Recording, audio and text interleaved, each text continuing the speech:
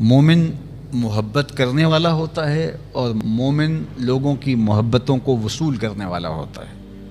یعنی وہ محبت کا ایک پتلا ہوتا ہے، لوگوں سے پیار بھی کرتا ہے اور لوگ اس سے بھی پیار کرتے ہیں.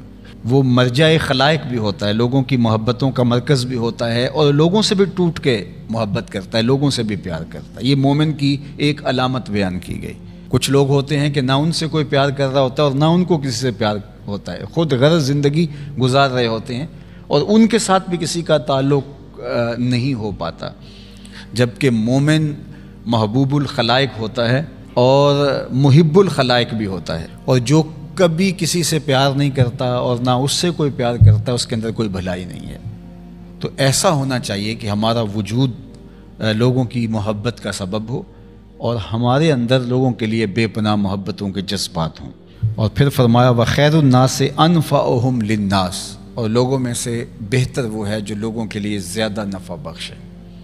اللہ کی مخلوق کے لیے نافع ہو جانا، ہمارا وجود لوگوں کے لیے نفع کا سبب و ذریعہ ہو جائے. جب بیٹیوں کو زندہ درگور کر کے باپ فخر کر رہے ہیں، اس وقت آواز بلند ہوتی ہے، لوگوں سن لو، میری فاطمہ میرے جگر کا ٹکڑا ہے، میری فاطمہ میرے جگر کا ٹکڑا ہے. تو اس آواز نے کائنات کا رخ بدل دیا. نظریات کے اوپر لگے ہوئے زنگ اتار کے حقیقی نور کو لوگوں کے سامنے رکھا اور بتایا بیٹی ہوتی کیا ہے. اور آج میں دیکھتا ہوں ایک بوڑھا شخص مزدوری کر رہا ہے کہ میں نے بیٹی کے ہاتھ پیلے کرنے، بھائی اوور ٹائم لگا رہا ہے میں نے بہن کے ہاتھ پیلے کرنے. یہ تو زندہ درگور کر دیتے تھے.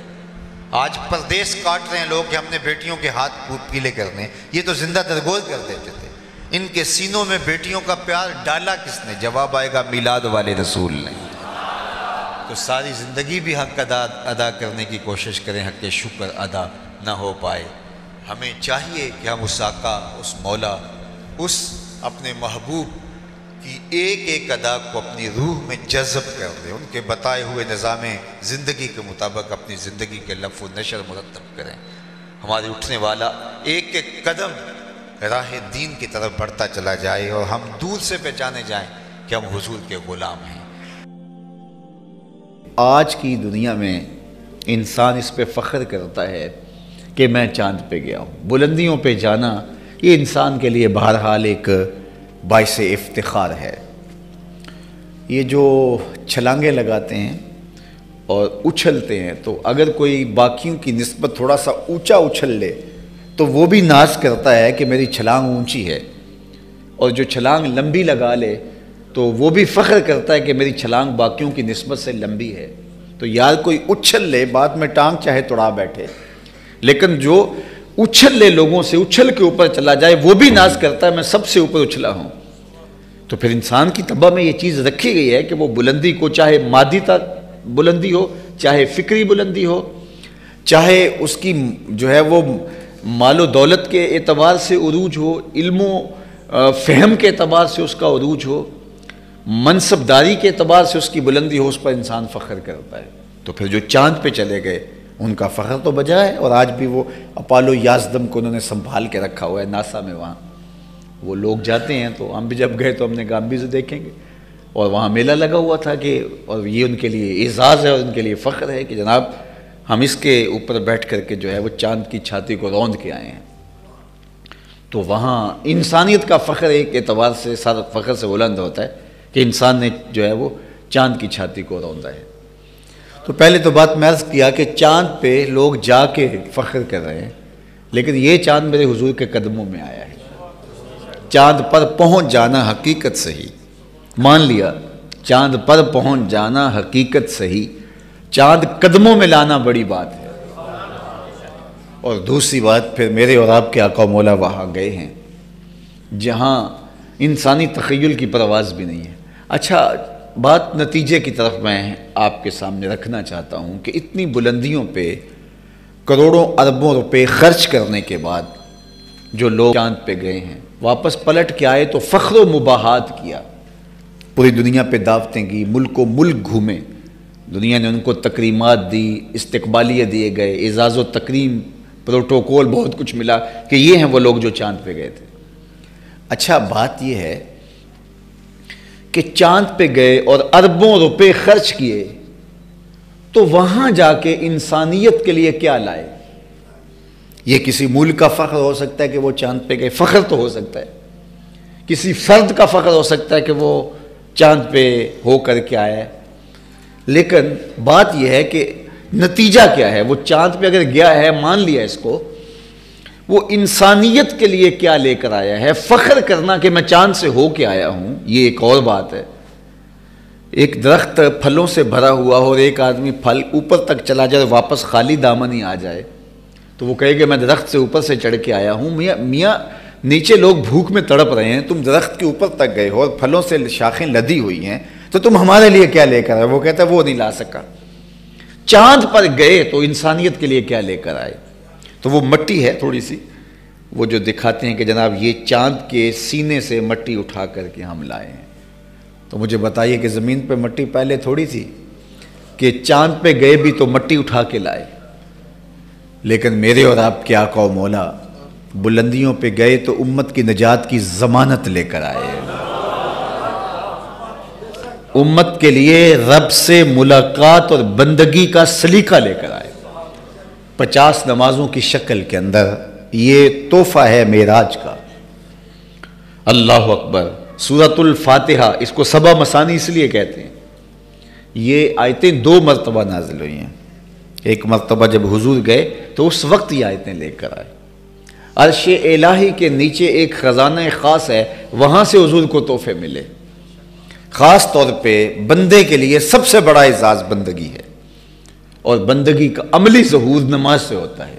کچھ اعمال ایسے ہیں کہ ان کا سلسلہ ختم ہی نہیں ہوتا، ان میں سے ایک صدقہ جاریہ ہے، اور ایک حدیث میں اس صدقہ جاریہ کی تفصیل موجود ہے، جیسے کسی نے مسجد بنائی، کسی نے نہر کھدوائی، کسی نے کنواں کھدوا دیا، کسی نے قرآن مجید کو لوگوں تک پہنچا دیا، علم کی نشر و توبیع کی۔ تو یہ وہ اعمال ہیں جو صدقہ جاریہ کی صورت میں ہیں اور یہ ختم نہیں ہوتے۔ مجھے اور آپ کو صدقہ کی مختلف صورتیں وہ اختیار کرنی چاہیے۔ کھانا کھلانا بھی صدقہ ہے، لباس پہنانا بھی صدقہ ہے، حتیٰ کہ جو کمائی کر کے تم بیوی کے منہ میں رکھتے ہو وہ بھی صدقہ ہے، اپنے بچوں پر جو خرچ کرتے ہو وہ بھی صدقہ ہے، تم نے کھیتی لگائی اور چڑیاں آ کر کے دانے چگ گئیں، اللہ وہ بھی صدقے کے کھاتے میں لکھتا ہے۔ اللہ اکبر۔ تو صدقے کا بہت وسیع مفہوم ہے، کچھ دینے کے لیے نہیں ہے۔ کلمۃ الطیبہ، اچھی بات کر دینا، یہ بھی صدقہ ہے۔ راستے میں پڑی ہوئی چیز کو اٹھا دینا، اس کو بھی کہا چھوٹی نیکی نہ سمجھنا۔ تو مختلف صدقے کی صورتیں ہیں، سب ہمیں ادا کرنی چاہیے، لیکن ایک بہترین شکل صدقے کی صدقہ جاریہ ہے، اور وہ مسجد بنا دینا، وہ دارالعلوم بنا دینا، وہ نہر کھدوا دینا، وہ جو ہے وہ کنواں کھدوا دینا، حدیث میں آتا ہے۔ جس طرح وہ آیت کریمہ نازل ہوئی، لن تنالوا البر حتی تنفقوا مما تحبون، تو بے-رحا لے کر کے صحابی اس کا معاملہ لے کر آگے کہ حضور مجھے سب سے زیادہ محبوب یہی کنواں ہے، تو میں یہی اللہ کی راہ میں پیش کرتا ہوں۔ اللہ اکبر۔ تو وہ صدقہ جاریہ کی شکل ہے۔ دور موجود کے اندر جن علاقوں میں پانی نہیں ہے، آر او پلانٹ وہاں لگا دینا، یہ کنواں کھدوانے کا دور موجود کے اندر ایک منظم طریقہ ہے۔ بلکہ ہمیں نیت کرنی چاہیے۔ میں تو پچھلے دن کہیں تھا تو تقریباً اہل خیر بیٹھے تھے، تو میں نے کہا تھا کہ آپ کو بھی کہتا ہوں، اور میں خود بھی اس کی نیت کی ہے، اور انشاءاللہ اللہ نے توفیق دی تو ہوگا بھی، کہ ہر شخص ہم میں سے ارادہ کرے، جس کے پاس مال ہے وہ تو کرے ہی کرے، جس کے پاس مال نہیں ہے وہ بھی کرے، اللہ اس کو مال دے گا۔ ہر شخص ارادہ کرے کہ میں زندگی میں کم از کم ایک مسجد تو بنواؤں گا، میں زندگی میں ایک جامعہ تو بنواؤں گا۔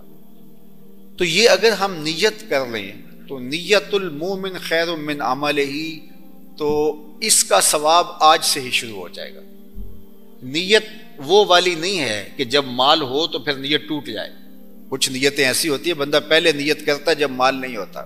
ایک واقعہ مشہور ہے کہ ایک آدمی چڑھا اس کے اوپر، کھجور کے اوپر توڑنے کے لیے، تو وہاں ایک سانپ بیٹھا ہوا تھا، تو اسے نہیں پتا تھا، جب خوشے کو ہاتھ ڈالنے لگا تو ایک خوفناک سانپ دیکھا تو ڈر گیا اور فوری نیچے سرکنے لگا اور کہا اللہ اگر اس سانپ کے قہر سے تو مجھے بچا لے تو تیری راہ میں اونٹ خیرات کروں گا۔ اور نیچے سرکنا شروع کیا. 10-15-20 فٹ نیچے ہو گیا, لیکن وہ ابھی بھی اس کی طرف غسیلی نظروں سے دیکھ رہا تھا. لیکن کچھ تھوڑا سا محفوظ ہو گیا. کہا مالک اگر تو مجھے اس سے بچا لے تو تیری راہ میں اونٹ خیرات کروں گا. یوں اترتے اترتے نصف تک آ گیا اور سانپ کا خطرہ بھی ٹلا نہیں ہے. تو کہنے لگا اللہ اگر تو مجھے اس سانپ سے بچا لے تو تیری راہ میں بکری خیرات کروں گا. پھر زمین کے تھوڑا سا قریب آ گیا اور کہنے لگا اللہ تو اگر اس سانپ سے مجھے بچا لے تو مرغی دوں گا. اور پھر چھلانگ لگاتے ہوئے کہا مالک میرے گھر میں ایک انڈا پڑا ہے, وہی تیری راہ میں جا کے خیرات کر دوں گا. تو اونٹ سے چلا اور معاملہ انڈے تک پہنچا. یہ صادق النیہ نہیں ہے. اللہ کے محبوب علیہ السلام نے حضرت ابو کبشہ الانماری سے ایک روایت ہے, اس میں فرمایا لوگ 4 طرح کے, ان میں سے دوسری قسم کے لوگوں کا ذکر فرمایا وَرَجُلٌ رَزَقَهُ اللَّهُ عِلْمًا وَلَمْ يَرْزُقْهُ مَالًا. وہ شخص جس کے پاس مال نہیں ہے لیکن اللہ اس کو شعور دیا ہے, فہم دیا ہے, علم دیا ہے. آگے لفظ ہے فَهُوَ صَادِقُ النِّيَّةِ, لیکن وہ نیت کا بھی سچا ہے. وہ کہتا ہے کہ اگر میرے پاس مال ہوتا لَعَمِلْتُ بِعَمَلِ فُلَانٍ, تو جو مالدار لوگ اللہ کی راہ میں خرچ کر رہے ہیں میں بھی ایسے ہی کرتا. اور وہ ایسے اوپر سے نہیں کہہ رہا جب مال آ جائے تو پھر جائے. فرمایا وَهُوَ صَادِقُ النِّيَّةِ, وہ نیت کا سچا ہے. اگر مال آتا تو کرتا. آقا کریم نے فرمایا کہ کل قیامت کے دن اس نے کیا کچھ نہیں ہے, لیکن جب اعمال تولیں گے تو یہ بھی اس سخی کے ساتھ ہی کھڑا ہوگا, یہ بھی افضل المنازل میں ہوگا. تو نیت کر لینی چاہیے کہ صالح اعمال بجا لائیں, صدقہ کریں, اور صدقہ جاریہ میں مجھے آپ کو سچے دل سے اگر اللہ نصیب کر دے تو پھر یہ کوئی مشکل نہیں ہے, اور یہ سب کچھ یہاں رہ جانا ہے. اور وہ تو ہمارا کفن بھی میلا نہیں ہوتا کہ سب کچھ بانٹ لیا جاتا ہے. میاں صاحب بولے جاندی واری ڈرونا بنے ہوتے, ہاتھ نہ لاندے ڈر دے, جنہ لئی تو پاپ کمایا جی کتھے نہیں تیرے کر دے.